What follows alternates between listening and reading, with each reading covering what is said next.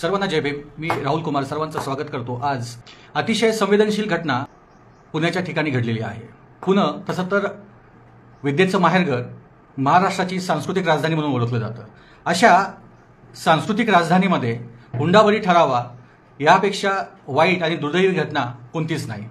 आणि म्हणून हा जो हुंडाबळी घडला, या हुंडाबळीचा जो सामाजिक विश्लेषण आहे, हे विश्लेषण कुठेच येत नाही आहे आणि त्यावर कोणी चर्चा सुद्धा करत नाही आहे। हुंडा का घेतला जातो, हुंड्याची कारणं काय, हुंडा कसा घेतला जातो, त्याचे स्वरूप काय असते आणि तो का थांबला पाहिजे, यामध्ये असणारं स्त्रियांचं शोषण, कुटुंबाचं शोषण आणि त्यातून घडणाऱ्या अत्याचार यांचा सुद्धा चर्चा झाली पाहिजे। ती सामाजिक स्तरावर मात्र होत नाही। आणि म्हणून या ठिकाणी माझ्यासोबत आहेत ॲडव्होकेट रमेश महाजन आणि ॲडव्होकेट मनीषा महाजन।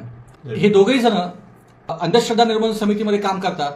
तसंच समाजामध्ये हुंडाबळी, त्यानंतर जोडीदाराची विवेकी ओळख अशा विविध विषयांवर कामं करतात। जातीय आणि आंतरजातीय विवाह लावून देण्यासाठी ते प्रयत्न करतात आणि सोप्या पद्धतीनं, साध्या पद्धतीनं, सत्यशोधकीय पद्धतीनं लग्न कसे होतील, कमी खर्चात लग्न कसे होतील, मानापानाशिवाय आणि कोणताही बळेजाव न करता साध्या पद्धतीने लग्न कसे होतील याचा प्रयत्न ते करत असतात। यासाठी ते सातत्यानं युवकांना मदत करत असतात, त्यांना मार्गदर्शन करत असतात।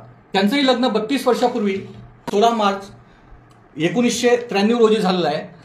त्यांचं सुद्धा आंतरजातीय ते लग्न आहे आणि त्यांनी त्या आंतरजातीय लग्नाच्या माध्यमातून एक आदर्श घडवून दिला।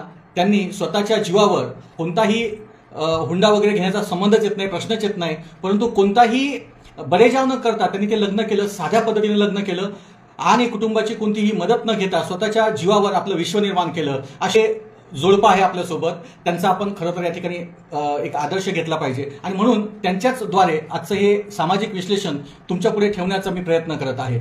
तर सगळ्यात पहिले आपण ही गोष्ट समजून घ्यावी की तरुणांमध्ये एक विवेकी जोडीदार निवडण्याची जी काही प्रक्रिया आहे ती पूर्णपणे थांबलेली आहे आणि त्यामुळे बऱ्याच गोष्टी, ज्याला आपण लव्ह मॅरेज म्हणतो, त्यातून जो काही प्रेम असलं तरी ते विवेकी आहे की नाही याची कुठेही तपासणी होत नाही आणि त्यातून सुद्धा अशा प्रकारचं जे वैष्णवी हगवण्याचं जे प्रकरण झालं ते प्रेमविवाह होता आणि प्रेमविवाह असतानाही सुद्धा तिला या छळाला, हुंड्याला सामोरं जावं लागलं। तर ही घटना फार दुर्दैवी आहे आणि म्हणून या ठिकाणी सगळ्यात पहिले या घटनेबद्दल, घटनेची संवेदनशीलता ॲडव्होकेट मनीषा महाजन यांच्याकडून समजून घेऊ। सर्वांना जय भीम। एकतर ही जी घटना पुण्यामध्ये घडली, हुंडाबळीची केस झालेली आहे ही, तर याच्याबद्दल अजूनही म्हणजे 32 वर्षापूर्वी जेव्हा आम्ही लग्न केलं त्यावेळेला हुंड्याबद्दलचा विषय चर्चेत येत होता। सामाजिक संघटना वेगवेगळ्या स्तरांवरती हुंडा विरोधी किंवा हुंडा घेऊ नये याबाबतचं प्रबोधन करत होत्या। आज 32 वर्ष पूर्ण झालेली तरीही ही घटना समोर येते म्हटल्यावर विशेष वाटतं की आजही समाजामध्ये हुंड्याबद्दल लोकांमध्ये जागृती नाही। हुंड्यामुळे काय होऊ शकतं आणि हुंड्यामुळे कसं नुकसान होऊ शकतं हे समजून घेतलं पाहिजे आणि त्याच्यामुळे अशा मुली ज्या बळी जातात यांच्याबद्दल आम्हाला एक खूप दुःख वाटतं, वाईट वाटतं आणि समाजामध्ये या गोष्टी घडू नये यासाठी आम्ही आमच्या संघटनांच्या मार्फत जे काम करतो ते समाजापर्यंत पोहोचलं पाहिजे। लोकांनी ते एक्सेप्ट केलं पाहिजे आणि त्या पद्धतीने त्यांनी त्या स्वतःच्या विचारांमध्ये बदल घडवून आणला पाहिजे। कारण आपले विचार बदलणं हे खूप महत्वाचं आहे। कारण कायदे असतात, कायदे नाहीयेत असं नाहीये, कायदे असतात, कायद्यांचं पालन झालं पाहिजे, कायद्यांचं लोकांपर्यंत प्रबोधन झालं पाहिजे आणि त्या माध्यमातून लोकांची विचारधारा बदलली पाहिजे आणि ती विचारधारा बदलण्याचं काम आपण सामाजिक स्तरावर करू शकतो आणि सामाजिक चळवळी हे करत आलेले आहेत अनेक वर्षापासून, पण सगळीच लोक सामाजिक चळवळींशी संबंधित नसतात आणि त्याच्यामुळे हा जो प्रकार आहे म्हणजे या लग्नांमध्ये सगळ्यात महत्त्वाचं म्हणजे आपल्याला असं बघता येईल की अशी जी लग्न होतात ज्याच्यामध्ये हुंड्याची मागणी केली जाते किंवा हुंड्याच्या बाबतीत चर्चा केली जाते तर ती कशी होते, ती आत्ता जो प्रकार आपण बघितला ह्या केसमध्ये आपण बघितलं वैष्णवीच्या केसमध्ये की त्यांचं लग्न खूप मोठ्या धूमधडाक्यात झालेलं आहे, भरपूर खर्च करून लग्न झालेलं होतं, त्यांच्या लग्नाला मान्यवर व्यक्ती लोक आलेले होते, खूप मोठा असा कार्यक्रम त्यांनी केलेला होता लग्नाचा. आणि असा लग्नाचा मोठा कार्यक्रम करत असताना त्या मुलीच्या आईवडिलांना हे सगळं करावं लागलं, कारण समाजामधून आणि सासरच्या लोकांकडून तो दबाव असतो की तुम्ही हा लग्नाचा खर्च केला पाहिजे, आम्हाला शोभेल, आमच्या प्रतिष्ठेला शोभेल असं लग्न तुम्ही केलं पाहिजे, अशी मागणी असते. आणि मग त्यांची प्रतिष्ठा काय आहे, त्यांच्या प्रतिष्ठेला काय शोभणार आहे किंवा नाही, किंवा ती प्रतिष्ठा कशा पद्धतीने ते लोक दाखवतात आणि त्या माध्यमातून मागणी करतात. कारण आपल्या लक्षात येईल की या लग्नाच्या फोटोमध्ये फॉर्च्युनर गाडीची चावी दिली गेली होती सासरच्या लोकांना. तर फॉर्च्युनर सारखी गाडी जी आहे ती महागडी गाडी आहे, आणि अशा महागडी गाडीची चावी जर मुलीच्या आईवडील किंवा मुलाच्या आईवडिलांना देत असतील तर निश्चितच याच्यामध्ये हुंड्याचा प्रश्न होता, हुंड्याची मागणी होती, आणि त्या मागणीप्रमाणे तिच्या अंगावरती सुद्धा भरपूर तोळे सोनं घातलं गेलं होतं. म्हणजे या सगळ्या गोष्टी समाजामध्ये आवश्यक आहेत का नाही याचा विचार करायला समाजाने शिकलं पाहिजे. कारण सगळ्यात महत्वाचं आहे की जेव्हा तुम्ही जोडीदार किंवा जेव्हा तुम्ही लग्न करता त्यावेळेला, लग्नाच्या वेळेला तुम्हाला काय विचार केला पाहिजे, लग्न कशा पद्धतीने केलं पाहिजे, लग्न कशासाठी करतोय आपण याचा विचार आधी केला पाहिजे. आणि असं विचार करत असताना, असं घडत असताना आपल्याला दिसून येत नाही. आणि म्हणून ही घटना जी आहे ही खूप दुःखद आहे. नक्कीच. मला 32 वर्षापूर्वी महाजन सर तुमच्याकडून समजून घ्यायचं आहे की ज्यावेळेस तुम्ही लग्न केलं, आज साधारण आम्ही बघतो की आमच्यामध्ये प्री वेडिंग असेल, वेगवेगळ्या पद्धतीनं खर्च करण्याच्या पद्धती सुरू झालेल्या आहेत, आणि जास्तीत जास्त आपण सामाजिक मोठे कसे दिसू, आपण समाजामध्ये आपण खूप मोठं लग्न केलं हे दाखवण्याचा जो प्रयत्न चालू आहे हा सुरू आहे. तर 32 वर्षापूर्वी ज्यावेळेस तुम्ही हे आंतरजातीय तुमचं लग्न केलं त्यावेळेस तुम्ही ते लग्न कशा पद्धतीने केलं याबद्दल आपण प्रेक्षकांना सांगावं. मला सांगायला नक्कीच आवडेल की आम्ही ज्या काळात कॉलेजमध्ये शिकत होतो तो काळ होता साधारण 84-85 पासून ते 90 पर्यंतचा काळ होता. आणि त्या काळामध्ये सामाजिक संघटना ह्या इतक्या ऍक्टिव्हपणे काम करत होत्या आणि एवढं त्यांचा प्रभाव होता लोकांच्या मनावर की जवळजवळ सगळेच लोक हे स्वीकारायचे की संघटना जे सांगतायत, लोक जे सांगतायत ते आपण ऐकायला पाहिजे आणि तसं करायला पाहिजे. म्हणजे मला त्यावेळेचा एक किस्सा आठवतो. मंजुश्री सारडा खून खटला त्यावेळेला 84-85 मध्ये खूप गाजला होता. विशेष म्हणजे त्या खून खटल्याच्या विरोधात निषेध म्हणून महिलांनी खूप मोठा मोर्चा काढला होता आणि त्याच्यामध्ये जवळजवळ 300-400 महिला या खूप मोठ्या पुढाकाराने आल्यात आणि त्यांनी लक्ष्मी रोडने मंजुश्री सारडा जिथं खून झाला त्या घरापासून अजून पुढे कलेक्टर कचेरीपर्यंत तो मोर्चा काढला. आणि त्याच्यामध्ये महिलांनी जो काही निर्धार व्यक्त केला होता, विशेष म्हणजे त्या मोर्चामध्ये आत्ताच्या विधान परिषदेच्या सभापती नीलम गोरे ताई सुद्धा होत्या आणि त्या तेव्हा तरुण होत्या आणि त्यांनी खूप मोठ्या आवेशाने ती भूमिका मांडली होती की असं घडू नये. त्यावेळेला मी आणि आमच्या लॉ कॉलेजचा एक पिऊन सेवक, आम्ही दोघंच फक्त जेंट्स होतो अख्ख्या याच्यामध्ये मोर्चामध्ये. आम्ही दोघांनीच पुढे फ्लेक्स पकडून पुढे चालत होतो आणि बाकी सगळी महिला आमच्या मागे येत होत्या. म्हणजे तेव्हा असलेल्या ऍक्टिव्ह कार्यकर्त्यांपैकी खूप लोकांनी असं स्वीकारलं की आपण आता बदल स्वीकारायलाच पाहिजे आणि त्या बदलामधलंच आम्ही जे काही शिकलो ते असं ठरवून टाकलं की आम्ही आयुष्यात असे हुंडे, पैसे आणि याच्यासाठी असे काही कोणाशी खून करावा, कोणाला इजा पोचेल असं घडू नये.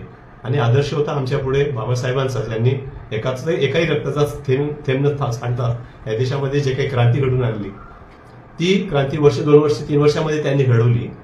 पण स्वातंत्र्य मिळाल्यापासून आपल्या देशामध्ये गेल्या 40-75 वर्षामध्ये हा बदल होऊ शकला नाही. जो बदल बाबासाहेबांनी अवघ्या 2-3 वर्षात घडवून टाकला तो बदल 75 वर्षामध्ये घडू शकला नाही. की हुंडाबंदी ही अतिशय कडकपणे शिस्तबद्धपणे बंद व्हायला पाहिजे होती, ती का होऊ शकली नाही. आणि महिलांचं त्या दृष्टिकोनातनं शिक्षण आणि तसं परिवर्तन का झालं नाही याच्या बाबतीत मला आजही आश्चर्य वाटतं. आणि आमच्या बरोबरीचे बरेच कार्यकर्ते होते जे आता राजकारणात आहेत पण ते काहीच करत नाहीत किंवा त्याच्या बाबतीत काहीच बोलत नाहीत. त्याच्या भूमिका कितीही चांगल्या असल्या तरी सुद्धा ते मांडत का नाहीत. सगळेच पक्ष असं जर वागत असतील, मला एका पक्षाला दोष द्यायचा नाही, पण सगळेच पक्ष असं का करतायत? त्यांना असं वाटत नाही का बाबासाहेब आंबेडकरांसारखं आपण सुद्धा परिवर्तन स्वीकारायला पाहिजे? बाबासाहेबांचं जर एवढं नाव 75 वर्षांनी जर निघत असेल तर तेवढंच आपण निघावं म्हणून प्रयत्न का करत नाहीत लोक? म्हणजे आमच्यासारख्या सामाजिक कार्यकर्त्यांना असं जाणवतं की आपण जर बदल स्वीकारला नाही तर समाज कसा बदलेल. हाच प्रयत्न समाजामध्ये होताना दिसत नाही आणि त्यामुळे वाईट वाटतं. म्हणजे मला त्या काळामध्ये मी महाजन म्हणून श्रीमंत जरी असलो तरी मी घरचं लग्न मोठ्या धामधुमीत करणाऱ्या आईवडिलांना नाकारलं. मला याच पुण्यामधल्या एका माजी आमदाराच्या पुतणीचं स्थळ आलं तेव्हा मला 2.25 लाखाचा फ्लॅट देऊ अशी मला ऑफर असताना मी नाकारली आणि रस्त्यावरच्या एका मुलीबाबत मी विचार करून जी मला सामाजिक कार्यामध्ये मदत करत होती ती अशा मुलीला मी स्वीकारून आयुष्यात मी सगळ्यात सुखी झालो आणि माझं लग्न हे केवळ 10 रुपयात झालेलं आहे. तेव्हा मला हे जगाला सांगायची गरज वाटत नाही की तुम्ही काय एवढं मिजाशी करून लोकांना सांगताय की आमचं लग्न हेलिकॉप्टरमधनं लागतंय, आमचं लग्न असं एवढा खर्चात होतंय. ही मिजाशी लोकांना का पाहिजे? एक तर या समाजातली जातीय द्वेष नष्ट व्हायला पाहिजे, या समाजातली उच्च नीचता प्रथा नष्ट व्हायला पाहिजे, या समाजामध्ये सुखासमाधाने नांदण्याची प्रवृत्ती कशी निर्माण करता येईल याच्यामध्ये शिक्षणामध्ये सुद्धा खूप मोठा बदल होण्याची खूप गरज आहे. तोच नेमका आपल्याकडे केला जात नाही आणि येऊन यंत्रणा अमकं डमकं आणि लोक आणि महिलांना दोष दिला जातो. अहो महिलांना हे शिकवतच नाही आपण, हाच मोठा आपला प्रॉब्लेम आहे. आणि राज्यकर्त्यांना घेणं देणं नाही कारण ते सगळे चोरच आहेत. कोणी कोणत्या सत्तेचा कोणी एवढा मायकला नाही की तो चांगलं सांगेल आणि चांगला बदल घडून आणेल. त्यांना सत्ताच पाहिजे, त्यासाठी तो पैसा पाहिजे. गुंडांनाच आपण सत्तेमध्ये पाठवतो त्यामुळे ते तुमच्यासाठी काही करतील अशी अपेक्षा न ठेवता आपण आता लोकांनी बदलायला सुरुवात करायला पाहिजे असं मला वाटतं. नक्कीच लोक बदलल्याशिवाय बदल होणार नाही. बदल हा लोकांनी स्वीकारला तरच हा बदल यशस्वी होईल या पद्धतीने तुम्ही सांगितलं. कायदे असताना सुद्धा ह्या ज्या सामाजिक प्रथा आहेत ह्या का होतात आणि त्याची कारणं काय आहेत?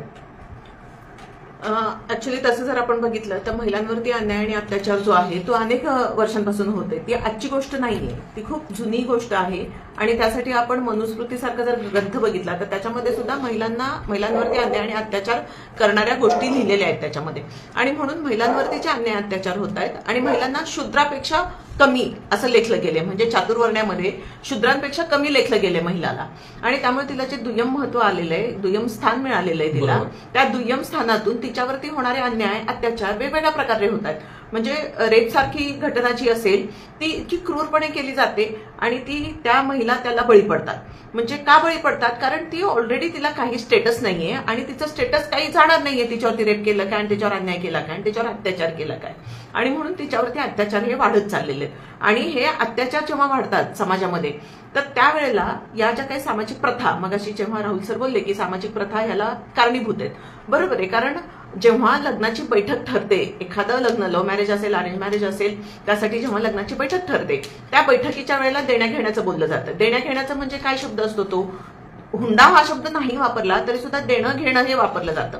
आणि देण्या घेण्याच्या माध्यमातून मुलींच्या आई वडिलांची काय ऐपत आहे, किती ते देऊ शकतात आणि त्यांनी किती द्यायला पाहिजे ह्याची मागणी केली जाते. सरळ सरळ मागणी केली जाते. आणि ती मागणी केल्यानंतर समजा ते 10 तोळे सोनं मागितलं असेल आणि ह्यांची ऐपत 5 तोळ्याची असेल तर मग तुमचं पण नको आमचं पण नको 8 तोळे सोन्यामध्ये भागू. म्हणजे अशा पद्धतीने जे समाजामध्ये एक शोषणाची प्रवृत्ती आहे, म्हणजे मुलीच्या आई वडिलांकडनं शोषण केलं जातं त्यांचं.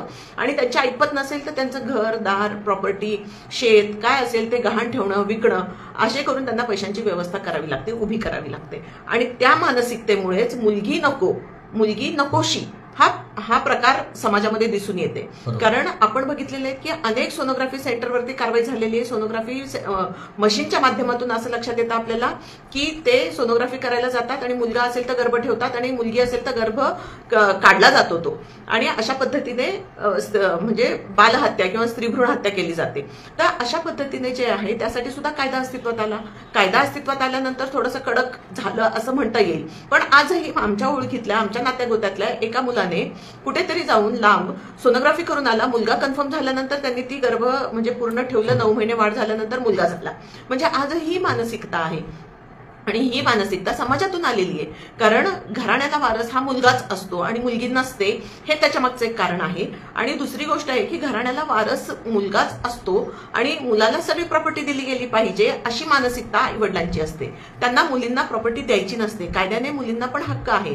हिंदू वारस कायद्याप्रमाणे मुलींना समान हक्क आहे तिच्या भावांबरोबर. पण तिला तो हक्क दिला जातो का? समाजामधनं तो मिळतो का? म्हणजे समाज अजून एवढा म्हणजे प्रबोधन करण्याची गरज आहे समाजामध्ये की मुलगा आणि मुलगी हे समान आहे कायद्याने. भारतीय राज्यघटनेसमोर सुद्धा कुठलाही लिंगभेद किंवा जातभेद किंवा कुठल्याही पद्धतीने भेद केला नाही पाहिजे मुलींच्या बाबतीत असं सांगितलेलं आहे. भारतीय राज्यघटनेमध्ये अनेक कलमं अशी आहेत, अनेक आर्टिकल्स असे आहेत की तिला तिचा हक्क मिळाला पाहिजे. कारण ती माणूस म्हणून जन्माला आली आणि माणूस म्हणून जन्माला आल्यामुळे तिला जो मानवाधिकार आहे माणूस म्हणून जगण्याचा डिग्निफाईड लाईफ म्हणजे तिला एक सेल्फ रिस्पेक्ट असलेलं आयुष्य जगता आलं पाहिजे. म्हणून भरपूर प्रावधानं आहेत त्याच्यामध्ये आणि तसे कायदे पण निर्माण झालेले आहेत. कारण आपण खूप सारे कायदे बघू शकतो. म्हणजे मी एक वकील असल्यामुळे मला कायद्यांबद्दल सांगता येईल आपल्यासमोर.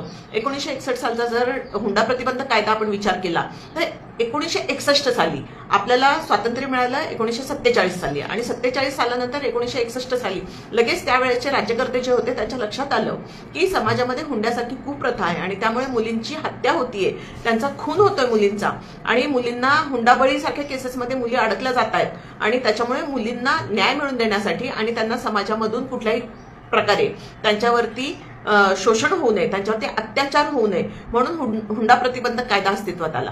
1961 साली जर कायदा अस्तित्वात आला तर आज आपण 2025 मध्ये आहोत. म्हणजे ते 40 वर्ष आणि हे 25 वर्ष. आज आपण 65 वर्ष झाले हा कायदा अस्तित्वात येऊन, तरी सुद्धा माणसांची मानसिकता म्हणजे समाजातल्या लोकांची मानसिकता बदलली आहे का? तर अजूनही ती बदलायला तयार नाही. कारण मुलींच्या आईवडिलांकडनं हुंड्याची अपेक्षा केली जाते, राजरोसपणे मागितली जाते, त्यांना ते करण्यास भाग पाडलं जातं आणि ते भाग पाडण्यासाठी वेगवेगळे फंडे आहेत त्यांच्याकडे.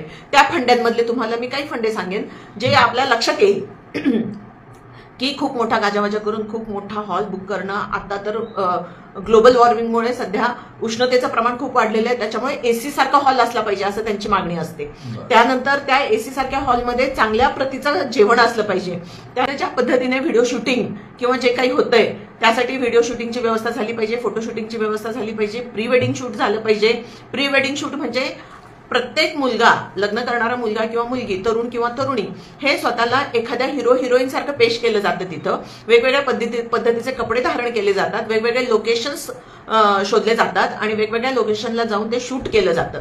म्हणजे प्री वेडिंग शूट केलं म्हणजे आम्ही खूप मोठं लग्न केलं आणि हा खर्च कोण करत असतं? जनरली जर आपण बघितलं तर 99% हे मुलीचे आईवडील खर्च करतात आणि त्यासाठी येणारा भरमसाठ खर्च आहे आणि तो खर्च करावा लागतो कारण ती मागणी असते समोरच्या पार्टीकडनं, समोरच्या सासरच्या लोकांकडनं ती मागणी असते. त्यानंतर आजकाल आहे रिसॉर्ट वेडिंग आहे. त्याच्यानंतर अजून तुम्ही जर बघितलं तर एखाद्या ठिकाणी जाऊन डेस्टिनेशन वेडिंग म्हणतात त्याला, रिसॉर्ट वेडिंग म्हणतात त्याला, की अमुक डेस्टिनेशनला जाऊन आपल्याला लग्न करायचं. कुठे जाऊन लग्न करायचं? तर अमुक अमुक ठिकाणी जायचं. म्हणजे सगळ्यात महागडं शहर निवडलं जातं, सगळ्या महागड्या शहरामधलं महागडं हॉल निवडला जातो किंवा रिसॉर्ट निवडला जातो आणि त्या महागड्या ठिकाणी जाण्याचा येण्याची व्यवस्था काही नसते. तर तिथे तुमचं एक तर तुमच्याकडे 4 चाकी वाहन पाहिजे किंवा मग मुलींच्या आईवडिलांनी तिथून नेण्या आणण्याची व्यवस्था केली पाहिजे आणि ती बस नाही चालत आजकाल एसीच्या SUV मोठ्या मोठ्या गाड्या लागतात आणि अशा गाड्यांमधनं पोहोचवण्याची व्यवस्था केली पाहिजे पाहुण्यांची आणि हा सगळा खर्च मुलींच्या आईवडिलांवर येतो. आणि हा सगळा जो खर्च येत असतो याच्याच बरोबर लग्नाच्या वेळेच्या ज्या विधी असतात त्याच्यामधला प्रायमरी विधी आपण हळद म्हणू किंवा मेहंदी म्हणू, तर मेहंदीसारखी विधी पूर्वी कधीच नव्हते. म्हणजे मला असं आठवतं की लग्न व्हायच्या अगोदर आदल्या दिवशी घरातलीच लोक एकमेकांच्या हातावरती मेहंदी काढायचे किंवा पायावर मेहंदी काढायचे. पण आता त्यासाठी मेहंदी लावणारी लोक म्हणजे स्पेशली त्याच्यात प्रावीण्य असलेली लोक त्यांना बोलवलं जातं. त्यांचा खर्च पण भरपूर असतो, त्यांना पेमेंट करावं लागतं आणि ते पेमेंट करून ती मेहंदी काढून घेतली जाते. आणि मेहंदी राहते किती दिवस? 8 दिवसापेक्षा जास्त मेहंदी राहत नाही, पण वाया जातो ना पैसा तिथं. आणि ते तिथं त्यांचा मोठेपणा दाखवायचा असतो, बडेजावपणा दाखवायचा असतो त्यांना. आणि ते मेहंदीच्या वेळेला मेहंदीच्या दिवशी डान्सचा पण प्रोग्राम असतो. आदल्या दिवशी रात्री म्युझिक म्हणून म्हटलं जातं त्याला, म्युझिकल नाईट म्हणतात त्याला. आणि ते म्युझिकल नाईट असेल, कॉकटेल असेल, बॅचलर पार्टी म्हणून आता नवीन सुरू झालेला आहे. तर ह्या सगळ्या गोष्टींसाठी लागणारा जो खर्च असतो, तर डान्स हे काही प्रत्येकाला येत नसतं. म्हणजे आता समजा आपण घरातल्या 4 लोकांना म्हणून तुम्ही डान्स करा, तर त्यातल्या एखाद्याला डान्स येत असतो, बाकी कुणाला डान्स येत नसतो. मग त्यासाठी कोरिओग्राफर बोलवले जातात, मोठा पैसा देऊन त्या लोकांना डान्स शिकवलं जातं. म्हणजे आपल्या फॅमिली मेंबर्सना डान्स शिकवलं जातं आणि त्या पद्धतीने त्यांनी स्टेजवर डान्स करायचं असतं. म्हणजे त्यांचं स्टेटस मोठं होऊन जातं आणि हे सगळं फिल्मी स्टाईल, मूव्ही स्टाईल होतं. त्यानंतर हळदीच्या कार्यक्रमाच्या वेळेला जर आपण बघितलं तर हळदीच्या कार्यक्रमाच्या वेळेला सुद्धा खूप असे काहीतरी कॉम्पिटिटिव्ह प्रोग्राम्स घेतले जातात आणि त्या प्रोग्राम्सच्या माध्यमातून तिथे एक अँकरिंग करण्यासाठी माणूस बोलवला जातो. त्याला पैसे देऊन बोलवावं लागतं कारण घरातला माणूस अँकर होऊ शकत नाही, म्हणून स्पेशल अँकर बोलवले जातात. आणि त्या स्पेशल अँकरच्या माध्यमातून मग पुढे काय होणार आहे, पुढे काय, अरे हळदीचा कार्यक्रम आहे, आपला घरगुती कार्यक्रम आहे, तो तुम्ही करा ना आनंदाने. पण तिथं नाही, तिथं सुद्धा तुम्हाला बडेजाव करायचा आहे, तिथे पण तुम्हाला मोठ्या गोष्टी दाखवायच्या, तिथे पण तुमची प्रतिष्ठा दाखवायची तुम्हाला आणि त्याचं शूटिंग होणार, सगळं होणार. आणि खाण्यापिण्यासाठी 4-4 दिवस, लग्नाच्या मेहंदीच्या दिवशी जेवणाचा खर्च, हळदीच्या दिवशी जेवणाचा खर्च आणि मग ते पै पाहुणे येणार, त्यांचा राहण्याची व्यवस्था. काही लोकांचं म्हणणं असतं की आम्हाला घरामध्ये ऍडजस्ट नाही होणार, त्यांना हॉटेलमध्ये व्यवस्था करावी लागते. मोठ्या मोठ्या पंचतारांकित हॉटेल, 3 स्टार हॉटेलमध्ये त्यांची व्यवस्था करावी लागते राहण्याची, त्यांना रूम बुक करावे लागतात. म्हणजे लग्न म्हणजे काय एवढा मोठा इव्हेंट करून टाकलं ह्या लोकांनी की लग्न हे दोन माणसांचं किंवा दोन कुटुंबांचं मिलन आहे आणि दोन कुटुंब पुढे आयुष्यभर एकमेकांसाठी खूप छान एकमेकांना मदत होईल अशा पद्धतीने जगतील असं कुठेच त्याच्यामधून दिसून येत नाही. तिथून फक्त तुम्हाला तिथे गेल्यावर मोठेपणा आणि त्या मोठेपणाच्या आहारी गेलेली माणसं आणि भरमसाठ तुफान खर्च करत सुटणारी माणसं दिसतात. आणि त्याच्यातून घटना काय घडतात आज 20-25 मध्ये म्हणजे आज या वर्षामध्ये आपल्याला हुंडाबळीसारखी केस पुण्यामध्ये दिसून येते. ही हुंडाबळीसारखी केस का झाली याची कारणं ही सगळी सामाजिक आहेत की या सगळ्या गोष्टी तुम्हाला फुलफिल करायच्यात. या सगळ्या गोष्टी फुलफिल करण्यासाठी तुम्ही नडवले जातात. कुणाला नडवलं जातं? मुलींच्या आईवडिलांना. आणि मुलींच्या आईवडिलांना नडवल्यानंतर त्यांना बिचाऱ्यांना ती व्यवस्था करावीच लागते कारण त्यांना असं वाटतं की एवढं सगळं मी केल्यानंतर माझी मुलगी आयुष्यभर सुखी राहील त्या घरात, आयुष्यभर सुखी राहील म्हणून. अरे तुमची मुलगी जर पहिल्या 1.5-2 वर्षामध्ये सुखी राहू शकत नसेल, ती मारहाण होते, तिला मारहाण झाल्यानंतर ती आईवडिलांकडे आश्रयासाठी येते, त्यावेळेला आईवडील तिला म्हणतात की नाही तुला सासरी राहिलं पाहिजे, तू आता ठीक झालीस, ओके झालीस, आता तू जा.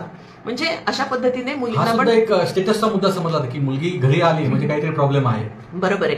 कारण मुलगी लग्न झालेली मुलगी माहेरी येणं हे खूप कमीपणाचं मानलं जातं. कारण लोक विचारतात, टोमणे देऊन विचारतात, अरे तुमची मुलगी नांदायला गेली नाही का, तुमची मुलगी इथंच आहे, म्हणजे याचा अर्थ तुमच्या मुलीमध्ये काही दोष आहे का तुमच्या. ते कधी असं म्हणणार नाही की मुलामध्ये दोष आहे. तुमच्या मुलीमध्ये काही प्रॉब्लेम आहे, तिला स्वयंपाक बनवता येत नसेल, तिला काही व्यवस्थित काम करता येत नसेल म्हणून सासरच्या लोकांनी तिला हाकलून दिली, हा शब्द वापरला जातो. म्हणजे मुलींच्या बाबतीतलं बोलणं हे मुलींना डिरोगेट करण्यासाठी असतं. म्हणजे मुलीला कधीही स्टेटस, मान सन्मान या पद्धतीने मिळत नाही आणि म्हणून मग मुलींची कुचंबणा होते अशा ठिकाणी गेल्यानंतर. आणि मग त्यांना वाचा फोडण्यासाठी त्यांना आपण प्रबोधन केलं पाहिजे की बाबा तू पोलीस कंप्लेंट कर. यासाठी म्हणजे मला हाच प्रश्न विचारायचा आहे की या सगळ्या गोष्टी होत असताना मुलगी बघत असते, बऱ्याचदा मुलीला हे कळतं की काहीतरी चुकीचं होत आहे किंवा ही अवाजवी मागणी या ठिकाणी होत आहे. या ठिकाणी मुलींनी काय भूमिका घ्यायला पाहिजे? बऱ्याचदा ती भूमिका न घेतल्यामुळे, कुठेही विरोध न केल्यामुळे ह्या गोष्टींना जास्तीत जास्त प्रोत्साहन मिळतं अशा करण्याला. त्यामुळे मुलींची भूमिका इथे फार महत्वाची आहे. त्यामुळे मुलींनी काय ठरवलं पाहिजे, मुलींनी काय यावर सगळा विचार केला पाहिजे असं तुम्हाला वाटतं? नाही, मी तर असं म्हणेन की मुलींनी नाही, तरुणांनी आणि तरुणींनी दोघांनीही विचार केला पाहिजे. कारण लग्न करणारे दोघंही आहेत. तरुण पण तो मुलगा सुद्धा, जो नवरा मुलगा आहे त्यालाही लग्न करायचंय, नवरी मुलगी आहे तिलाही लग्न करायचंय. त्याच्यामुळे दोघांनी असं ठरवलं पाहिजे की आम्ही समाजामध्ये मुलींना उणेपणा आणणारी गोष्ट कोणतीही करणार नाही. जी आपली भारतीय राज्यघटनेमध्ये कलम 51 मध्ये स्पष्ट लिहिलेलं आहे की महिलांना उणेपणा आणणारी गोष्ट समाजामध्ये कुप्रथा समजली गेली पाहिजे आणि ती कुप्रथा नाकारली पाहिजे समाजाने, जास्तीत जास्त प्रमाणात नाकारली पाहिजे. अशी जर भारतीय राज्यघटनेमध्ये जर व्यवस्था केलेली असेल आणि त्या दृष्टीने जर वेगवेगळे कायदे असतील, आता स्पेशल मॅरेज ऍक्ट सारखा जर कायदा आहे, आपण विचार करण्यासारखी गोष्ट आहे की स्पेशल मॅरेज ऍक्ट सारखा जो कायदा आहे तो स्पेशल मॅरेज ऍक्ट सारख्या कायद्यामध्ये आंतरजातीय आंतरधर्मीय लग्न करण्यासाठी मुलांना रजिस्टर मॅरेज करता येतं तिथं जाऊन आणि कमी खर्चातलं लग्न येतंय. तिथं कुठलंही बँड बाजा बारात करण्याची गरज नसते कारण रजिस्टर ऑफिसला जाऊन तुम्ही कमी खर्चामध्ये लग्न लावू शकता. पण आणि त्याच्यामध्ये आंतरजातीय आंतरधर्मीय लग्न हा शब्द वापरलेला आहे. म्हणजे जर हिंदू मॅरेज ऍक्ट मध्ये हिंदू मुलामुलींनी लग्न करावं, पारसी मॅरेज ऍक्ट मध्ये पारसी मुलामुलांनी, मुस्लिम मॅरेजमध्ये मुस्लिम मुलामुलांनी, म्हणजे त्या वेगवेगळ्या ख्रिश्चन मॅरेज ऍक्ट पण आहे. तर अशा त्या प्रत्येक जातीसाठी वेगळे कायदे असताना स्पेशल मॅरेज ऍक्ट का आलेला आहे आणि स्पेशल मॅरेज ऍक्ट 1954 साली आलेला आहे. म्हणजे हाही विचार करण्यासारखी गोष्ट आहे की 1947 ला आपल्याला भारत स्वतंत्र झाला, 1954 साली कायदा अस्तित्वात आला स्पेशल मॅरेज ऍक्ट. कारण त्या काळातही आंतरजातीय आंतरधर्मीय लग्न होत होते, माणसं माणसांना सन्मान देत होते, माणसं माणसाशी व्यवस्थित वागत होते. आणि त्या काळामध्ये जर आपण बघितलं तर ऑनर किलिंग सारखे प्रकार असतील किंवा प्रतिष्ठेसाठी खून होणाऱ्या ज्या गोष्टी होत्या त्यांचं प्रमाण कमी होतं, अत्यल्प होतं. कारण माणसं त्यावेळेला प्रगत होती, विचारांनी प्रगत होती त्यावेळेला. आणि म्हणून विचारांनी प्रगत असलेला कायदा त्यावेळेला अस्तित्वात येऊ शकतो 1954 साली. म्हणून माणसांनी विचार करायला शिकलं पाहिजे की यामध्ये तरुणांचा रोल आणि तरुणींचा रोल खूप महत्वाचा आहे. कारण तरुण आणि तरुणींनी हे ठरवायला पाहिजे की हुंडा घेणाऱ्या मुलाशी मी लग्न करणार नाही आणि मी माझ्या लग्नामध्ये हुंड्याची मागणी करणार नाही असं मुलांनी म्हणायचंय. त्याच्यानंतर व्यसनाच्या बाबतीत जर आपण विचार केला तर व्यसनाचा जो प्रकार आहे, आता लग्नाच्या वेळेला सुद्धा कॉकटेल पार्टी म्हणतात आणि एकीकडे दुसरीकडे बॅचलर पार्टीमध्ये दारूची पार्टी होते, म्हणजे महागड्या दारूची पार्टी तिथे होते. तर व्यसनांच्या बाबतीत सुद्धा मुलामुलींनी विचार केला पाहिजे की व्यसन करणाऱ्या मुलाशी मी लग्न करणार नाही आणि व्यसन करणाऱ्या मुलीशी मी लग्न करणार नाही. कारण मुलींमध्ये पण व्यसनाचं प्रमाण आता आढळून यायला लागले, बऱ्यापैकी आढळून यायला लागले. त्याच्यामुळे व्यसन दोघंही न करणारी असली पाहिजे. त्यानंतर पत्रिका, म्हणजे पत्रिकेसारखी जी गोष्ट आहे की ज्याच्यामध्ये तुम्हाला तुमची रास काय आहे, त्याच्यानंतर तुम्हाला मंगळ आहे की नाही, तुम्ही कोणत्या तारखेला जन्माला आलेला आहात, त्यावेळेला ग्रहताऱ्यांची दिशा काय होती, याबद्दलच सांगणारी त्याच्यामध्ये गोष्ट असते. पण त्याचा आपण दुरुपयोग करतो आणि त्याच्या पत्रिकेच्या माध्यमातून आपण लोकांमध्ये वेगवेगळ्या अंधश्रद्धा पसरवत असतो. आणि त्याच्यामुळे मंगळ असलेल्या मुलीशी लग्न नाही होणार, 36ला 36 गुण जुळले पाहिजेत असं सांगितलं जातं. 36ला 36 गुण कधीही जुळू शकत नाहीत, पण तरी सुद्धा ते जुळवून लग्न लावून दिलं जातं. आणि ते लग्न लावल्यानंतर मग अशा वेळेला तरुणांनी आणि तरुणींनी काय विचार केला पाहिजे की आपण पत्रिका न बघता आपण मुलांना आणि म्हणजे त्या मुलीचं शिक्षण, त्या मुलीचं काय कर्तबगारी आहे किंवा ती काय करू शकते, मुलगा काय शिकलाय, मुलगा काय करू शकतो, त्याचा स्वभाव कसा आहे, ह्यांचा स्वभाव कसा आहे, घरातली माणसं एकमेकांशी व्यवस्थित वागू शकतील का, एकमेकांना ते प्रेमाने वागवतील का, याचा विचार केला गेला पाहिजे. आणि स्वतःचे मेडिकल रिपोर्ट्स आपण एकमेकांना दाखवले पाहिजे. काही आजार असतील एकमेकांना तर त्याबद्दल आपण काळजी घेऊ शकतो, त्याबद्दलचं आपण पूर्व नियोजन करू शकतो किंवा असा आजार आहे तर याबद्दल आपण अशा गोष्टी केल्या पाहिजेत. त्याबद्दलची दोघांमध्ये म्हणजे दोघं एकमेकांबद्दल विचार करू शकतात.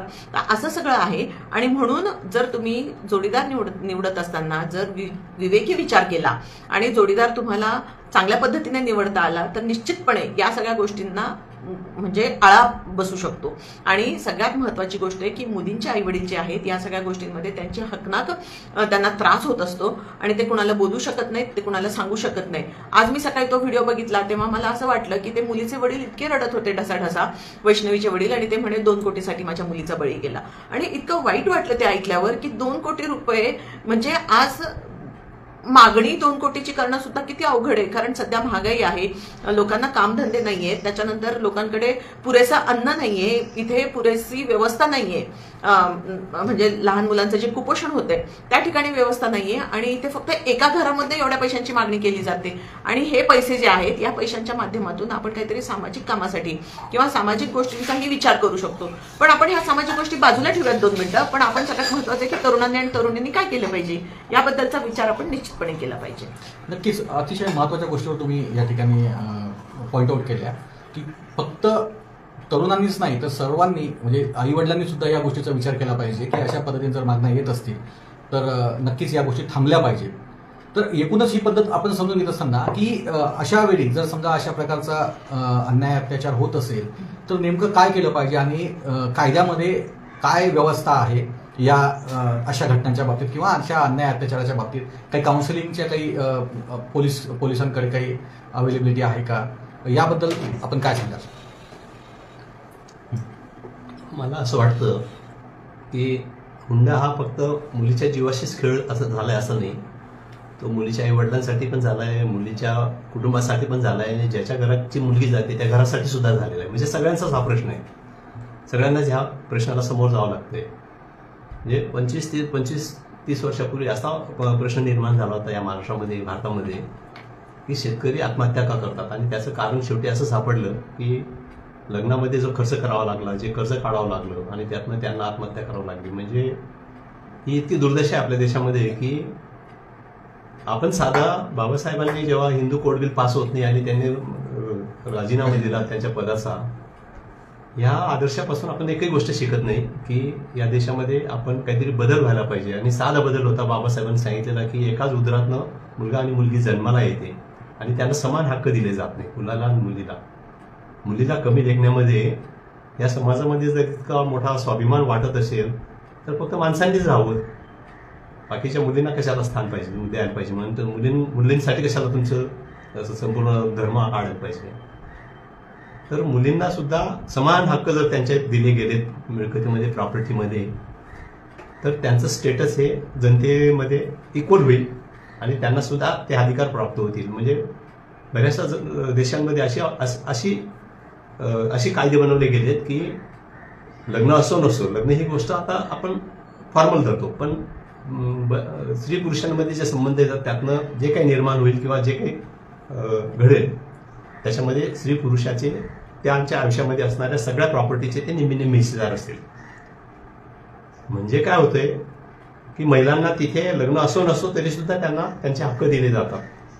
लग्न व्हायलाच पाहिजे असं काही नाही. चीनमध्ये तर लग्न म्हणजे अपत्य झाल्यानंतर जवळजवळ 20 वर्षांनी लग्न होतात. मग काय तिथे अधिकार नाहीत का? तिथे सुद्धा अधिकार आहेत आणि तिथे असे अधिकार आहेत की माणसाने किंवा बाईने स्त्रीने जे कमवलं असेल त्याच्यामध्ये निम्मे हक्क दोघांना जातील. म्हणजे कुठं भेदभाव, मुलगा आणि मुलगी असा भेदभाव करायचा प्रश्नच राहणार नाही. याच्यावर अजूनही आपले राज्यकर्ते, आपले समाजातले अभ्यासकर्ते विचार करत नाहीत. असा एक कायदा होऊ झालेला असून अस्तित्वात असून सुद्धा आपल्याला तो प्रत्यक्षात अंमलबजावणीमध्ये आणता येत नाही आणि लोकांसमोर तो आदर्श ठेवता येत नाही की महिलांना सुद्धा समान हक्क निर्माण झाले तर हुंडा प्रथा ऑटोमॅटिक रद्द होईल किंवा त्याच्याकडे दुर्लक्ष होईल. म्हणजे मुलगीला आम्ही सांभाळतो हे जे उपकार दाखवले जातात मुलाकडनं, ही कुप्रथा अगोदर बंद होण्यासाठी हा एक मार्ग आपल्याला चांगल्या पद्धतीने स्वीकारता येईल. अभ्यासक्रमामध्ये ह्या गोष्टी फार प्रामुख्याने आणाव्या लागतील की ज्यामधनं लोकांना प्रबोधन होईल, प्रगल्भता येईल आणि लोक ते स्वीकारतील आणि त्या गोष्टीला सन्मान दिला जायला पाहिजे. लोकांना सन्मान ही गोष्ट आवडते पण ती चांगल्या पद्धतीने मांडली जायला पाहिजे. म्हणजे आमच्या त्या 35 वर्षाच्या काळामध्ये, 35 वर्षापूर्वी जो समाज कार्य करायचा त्याला खूप आदर आणि आपुलकी असायची. आता तर सरकारच त्यांना आत घालतं आणि त्यांना कधी बाहेर येणार नाही अशी व्यवस्था करून ठेवते.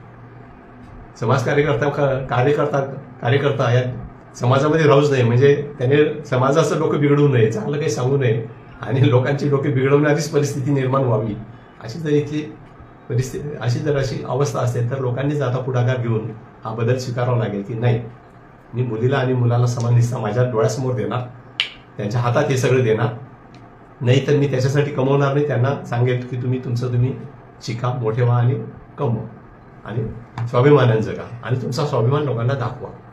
मुलांमध्ये ही जी कर्तृत्व दाखवण्याची जी इच्छा आहे ती फार कमी दिसते.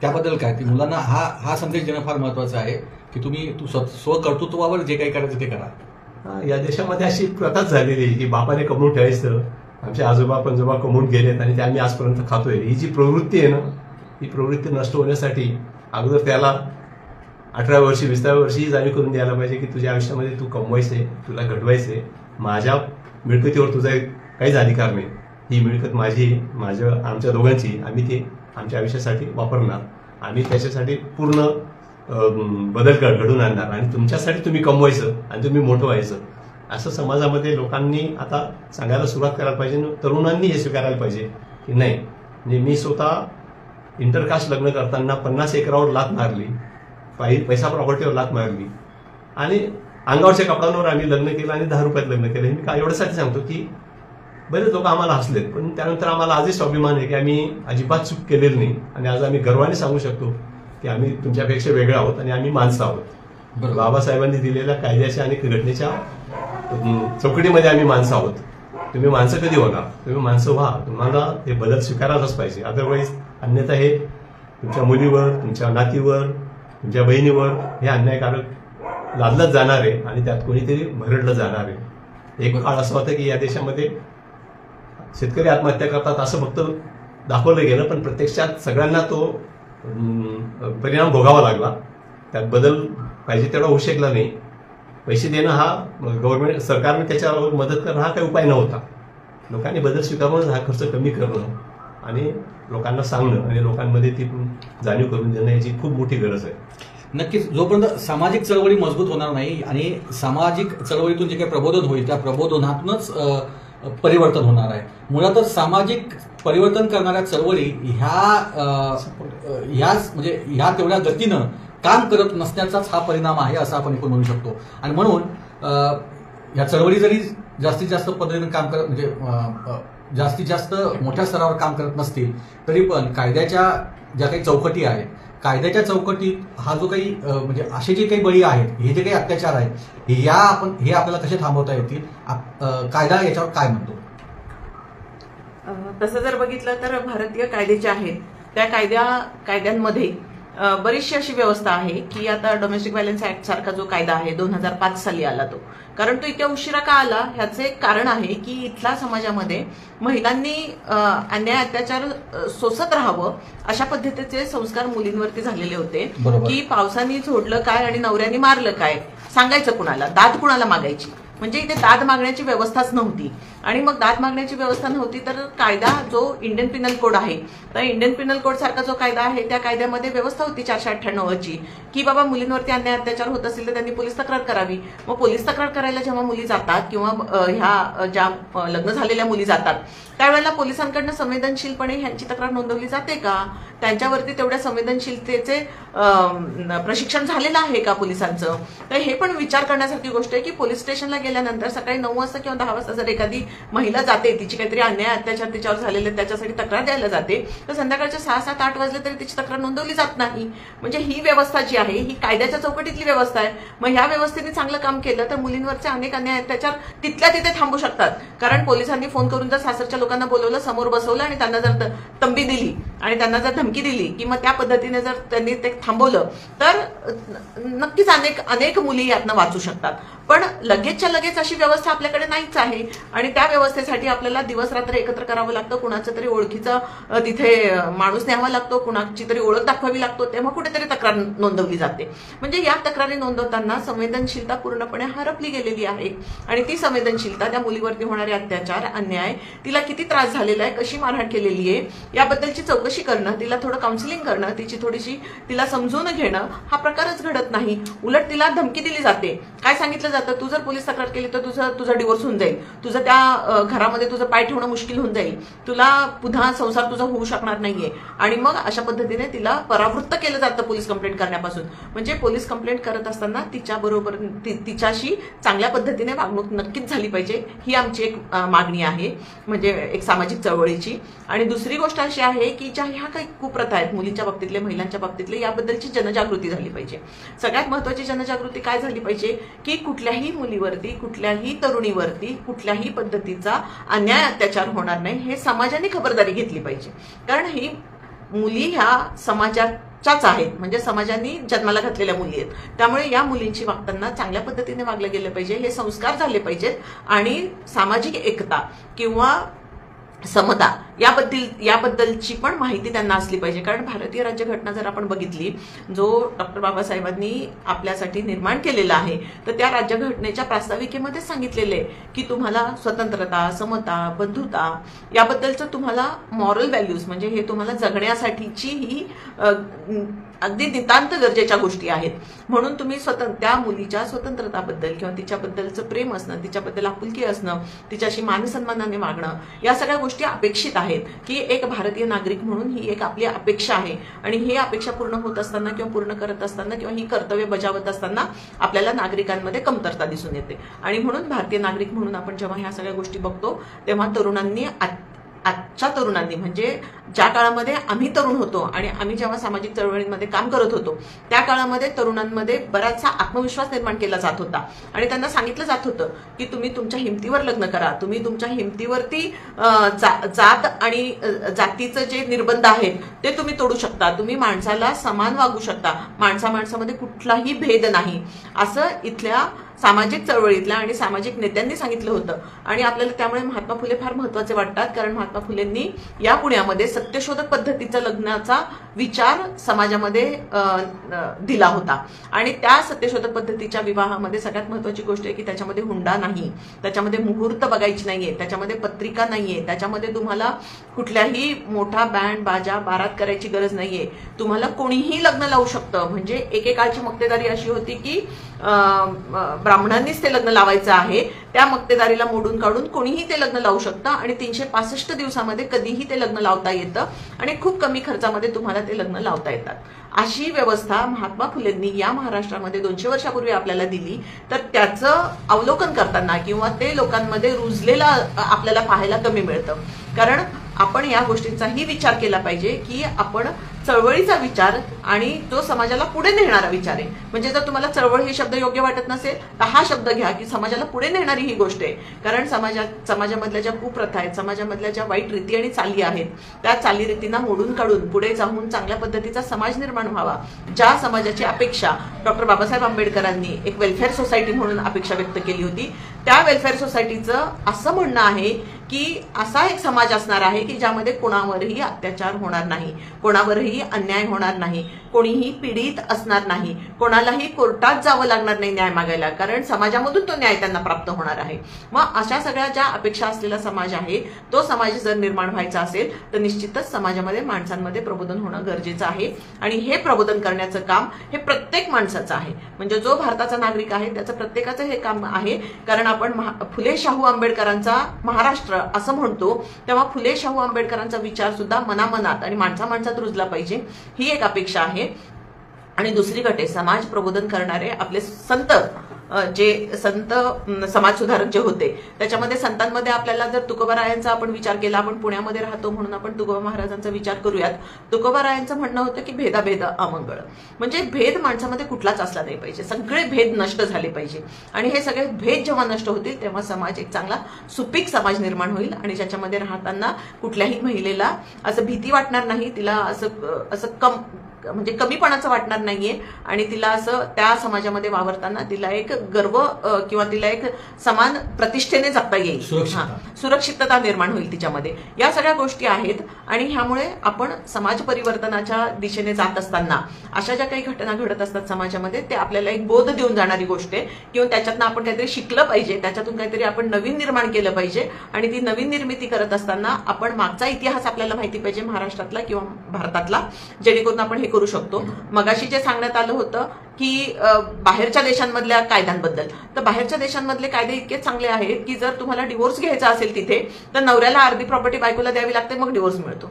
म्हणजे जर असा आपण विचार केला की मग त्यावेळेला माणूस काय विचार करेल, नाही बाबा आपण डिवोर्सपर्यंत जायचं नाहीये, आहे तो संसार आपण टिकवायचा आहे त्या मुलीबरोबर, आहे त्या बायकोबरोबर आपण छान नीटनेटका संसार करायचा आहे, आपल्या मुलांवरती चांगले संस्कार करायचे आहेत आणि मग आपण चांगल्या पद्धतीचं एक जीवन जगू शकतो. म्हणजे हे कुठेतरी डिटरंट पण असलं पाहिजे. डिटरंट म्हणजे काय की थोडासा दबाव निर्माण करणं, थोडंसं भीतीदायक असं जर असेल तर निश्चितपणे समाजामध्ये माणूस अन्याय करताना घाबरेल. अन्याय करणारा माणूस जोपर्यंत घाबरत नाही तोपर्यंत अन्याय होत राहणार आहे आणि तोपर्यंत पीडित व्यक्ती अशा दिसत राहणार आहेत. त्याच्यामुळे अन्याय करणाऱ्या माणसावरती वचक बसला पाहिजे आणि अन्याय करणाऱ्या व्यक्तीला कुणीही पाठिंबा दिला नाही पाहिजे, म्हणजे त्याला सपोर्ट कुणीच दिला नाही पाहिजे. भले ते पॉलिटिशियन असेल, राजकारणी असतील किंवा ते अजून कुठल्याही माध्यमातून असेल तर त्यांना सपोर्ट कुठूनच नाही मिळाला पाहिजे. अगदी बरोबर. या मुली त्यांच्या आईवडिलांची जबाबदारी नाही तर त्या एक सामाजिक जबाबदारी आहे आणि म्हणून त्यांना सामाजिक सुरक्षितता निर्माण करण्याचं काम आपण केलं पाहिजे. त्यासोबतच आपण जोपर्यंत या चळवळीबद्दल म्हणजे हे जे काही अशा कुप्रथा आहेत, या कुप्रथांना जोपर्यंत आपण सामाजिक प्रबोधन करणार नाही यावर, तोपर्यंत ह्या चालत राहतील. आणि म्हणून अशा कुप्रथा पाळणं हे सामाजिक बहिष्काराचं लक्षण ठरलं पाहिजे, तरच या कुप्रथा थांबतील. उलट असं होतं की चांगल्या प्रथा पाळल्यानंतर इथं बहिष्कृत केल्या जातं. त्यामुळे आपण कमी का असेना परंतु आपण अशा अन्यायाविरुद्ध उभं राहिलं पाहिजे. आपण एक सामाजिक भान म्हणून, जबाबदारी म्हणून आपण अशा घटनांवर संवेदनशीलपणे बोललं पाहिजे. आपण हुंडा घेणार नाही, हुंडा देणार नाही अशा पद्धतीने शपथ घेऊन महाराष्ट्राची ही जी काही पुरोगामी संतांची भूमी आहे तिचा गौरव कायम ठेवू, फुले शाहू आंबेडकरांचा गौरव कायम ठेवू, जिजाऊ सावित्री अहिल्याचा गौरव आपण कायम ठेवू आणि आपण या देशातील हुंडाबळी ठरणाऱ्या किंवा कुप्रथा पाळणाऱ्या अशा लोकांना आपण त्यांचा निषेध करू आणि याच ठिकाणी थांबू. धन्यवाद. जय भीम, जय भारत. जय भीम.